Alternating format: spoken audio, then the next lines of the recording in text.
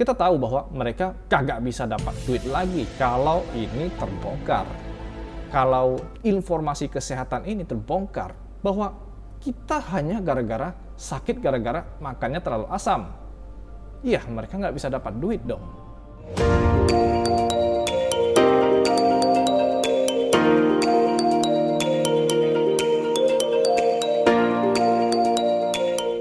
Halo semua, berjumpa kembali di channel Universal Vegetarian di Veget Talk. Bersama saya Doni, kita akan membahas tentang pH Miracle, yaitu keseimbangan asam basa dalam tubuh Anda untuk meraih kesehatan yang optimal. Baik, bagi Anda yang belum subscribe, silakan dibantu subscribe-nya agar channel ini semakin berkembang dan bisa memberi manfaat bagi masyarakat luas. Baik, mari kita lanjut. Tujuan pembahasan pH adalah untuk mengetahui apa sebenarnya pH dan mengetahui apa pengaruhnya bagi tubuh Anda, bagi tubuh manusia. Dan kita bisa mengetahui dampak penyakit yang ditimbulkan dari pH. Juga mengetahui pentingnya pengobatan berbasis pH. Jadi sebenarnya pH ini akan menimbulkan masalah dalam tubuh kita. Ya, kita akan tahu jawabannya. Nah, pengertian pH itu apa? pH adalah cara menyatakan kekuatan asam atau basa, ya, tingkat keasaman daripada menggunakan angka konsentrasi yang sangat rendah. Jadi digunakan logaritma negatif molaritas ion H+ atau OH-. Jadi bila kurang dari 7 itu disebut asam, dan 7 ya netral, dan lebih dari 7 itu disebut basa atau alkalin, ya begini. Jadi kalau dalam kertas lakmus kita akan melihat, oh ternyata nanti warnanya bisa berubah gitu. Ada yang warna ungu, yang sangat ungu itu sangat basa, dan asam ya akan semakin menjadi 0, itu akan jadi semakin asam gitu. Jadi pH yang netral itu 7. Jadi tubuh kita seperti semesta juga, yang tidak bisa dipungkiri, tubuh kita juga seperti semesta ya. Nah, juga seperti yin and yang. Jadi harus menjaga keseimbangan. Yin and yang adalah hukum keseimbangan ya, balance. Kalau tidak seimbang, maka akan menimbulkan dampak kesehatan jasmani maupun rohani kita. Ya, jadi everything is yin and yang ya, positif dan negatif, male and female ya. Pagi dan malam, aktif dan pasif ya, matahari dan rembulan, itu banyak lah. Yang penting kita tahu bahwa ya ternyata tubuh kita juga sama seperti semesta ya, ada laki-laki dan ada perempuan, begitulah. Jadi tumbuhan juga butuh pH tanah yang seimbang ya. Jadi petani yang cerdas akan mengukur pH tanahnya untuk memastikan tanahnya itu subur. Bila terlalu asam biasanya akan diberikan pupuk doromit ya. Jika terlalu basah maka akan diberikan pupuk amonium sulfat. Jadi tanah saja, tanaman itu perlu pH yang seimbang, yaitu pH 7. Kalau nggak seimbang, biasanya tanaman itu nggak akan tumbuh dengan subur, ya apalagi manusia.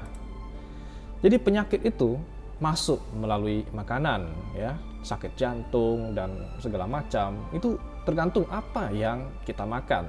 Kita sudah pasti tahu hal ini.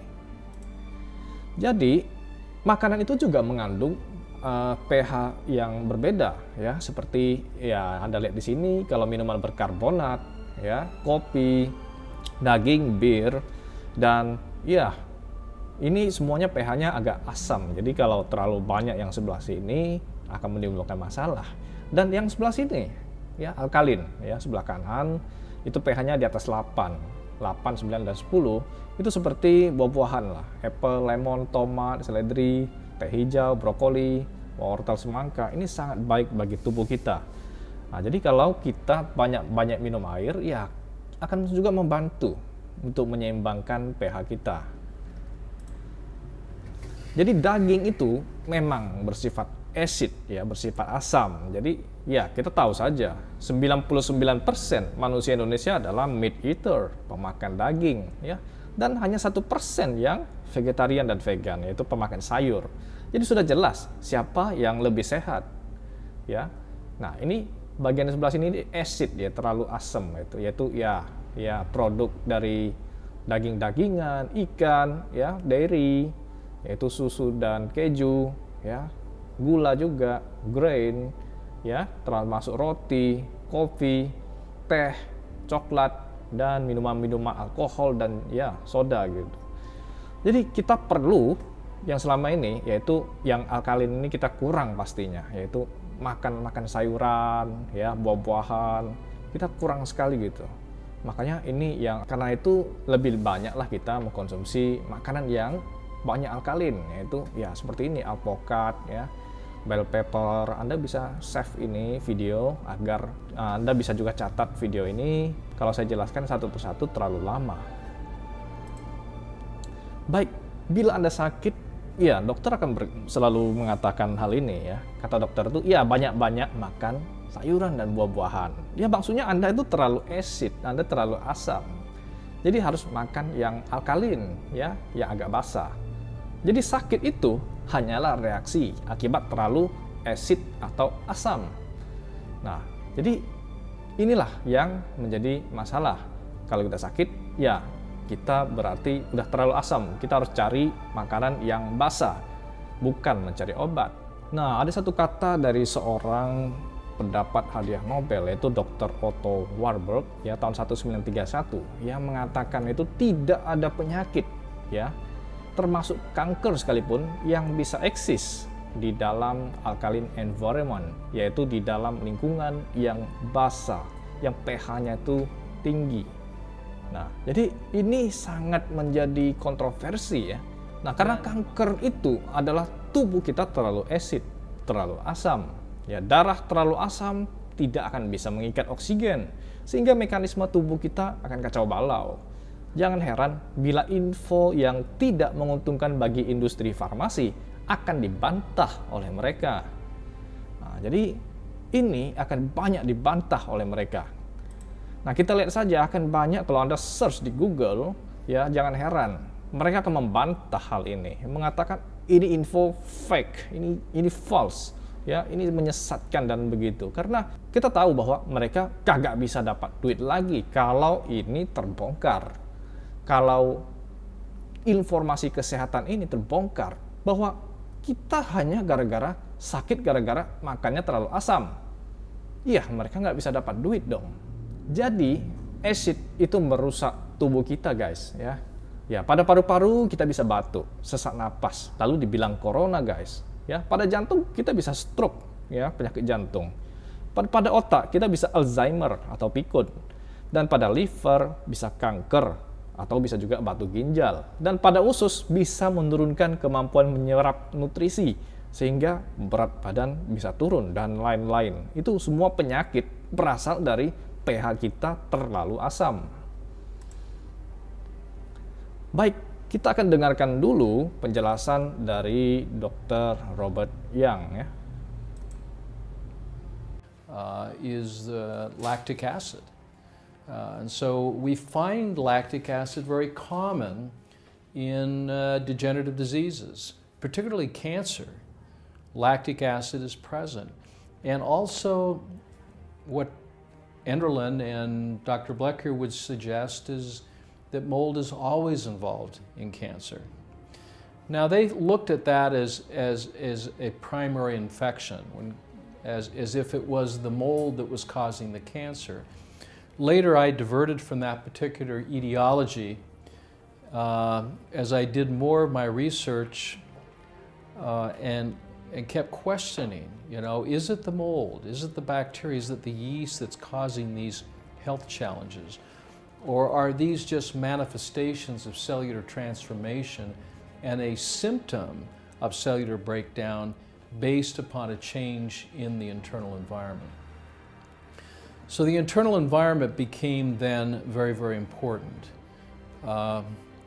I finally came to the conclusion that there were two basic theories of my work, or two hypotheses of the underlying theory. And you know, I think this is really difficult for most people to accept, and granted, you know, I can understand that because it seems so simple and so easy, but maybe that's the beauty of it. Jadi, asam laktat paling banyak ditemukan pada kanker dan tumor. Ya, jadi banyaknya bakteri dan ragi berkembang di kanker. Semua ini disebabkan oleh proses tubuh melawan asam tadi. Jadi sudah terjawab sudah mengapa air alkali atau air alkalin yang pH-nya tinggi itu bermanfaat. Ya, saya di sini tidak jualan, saya hanya memberikan informasi seputar kesehatan yang bisa ya untuk Anda bisa bagikan kepada teman-teman Anda. Ya, jadi minum air alkali itu ternyata bermanfaat. Itu penjelasan ilmiahnya itu seperti ini, guys. Nah, jadi air itu akan membantu membersihkan usus, mencegah sakit kepala, memproduksi sel darah merah, menghilangkan toksin, mempercepat metabolisme, dan menurunkan berat badan. Ya, air putih itu ternyata bisa begitu banyak manfaat. Ya, apalagi kalau kita bisa mengkonsumsi lebih dari air putih. Nah, jadi sumber masalah utamanya adalah kita memakan daging, ya, karena sifat dari daging itu terlalu acid, ya, terlalu asam, yaitu daging-daging seperti ya chicken dan egg, ya, semua jenis daging itu bersifat asam. Jadi ya ini sumber segala penyakit. Ya, memang efeknya tidak langsung terasa. Nah, jadi kita akan membahas sedikit tentang lambung karnivora vs yang herbivora, ya. Lambung karnivora itu sangat asam, pH-nya hanya 1, lihat di bawah 1 lagi, ya. Jadi itu bisa melumatkan daging bahkan tulang. Itu yang karnivora, yaitu pemakan daging, guys. Namun manusia itu pH-nya ya 4 sampai 5, ya. Itu pH-nya nggak terlalu asam. Jadi memang kalau untuk mencerna daging itu setengah mati, guys. Nggak akan mungkin gitu. Jadi memang secara biologis kita tidak diciptakan Tuhan untuk memakan daging. Ya, we are not created for eat meat. Jadi kita harus mengerti bahwa daging itu yang makan itu karnivor. Dan sudah saya jelaskan di video saya sebelumnya bahwa manusia itu ternyata ya starchivore, kita pemakan nasi dan pemakan sayuran juga, guys. Jadi kita ini tidak diciptakan Tuhan untuk memakan daging. Tapi kalau kita bandel, nanti akan banyak masalah. Jadi karena itu saya mengajak kita semua untuk ya go vegan, guys, yaitu menjadi seorang yang vegan atau vegetarian untuk menjadi hidup yang lebih baik dan lebih sehat. Yaitu karena pH-nya seimbang dengan alam, ya. Dan bebas kolesterol, bebas sialic acid, penyebab kanker, ya bebas kanker pastinya dan penyakit kronis lainnya. Jadi karena video ini sudah kepanjangan, kita akan sambung di part 2-nya, guys. Jangan lupa di-subscribe, berikan like bila Anda suka, share ke teman-teman Anda.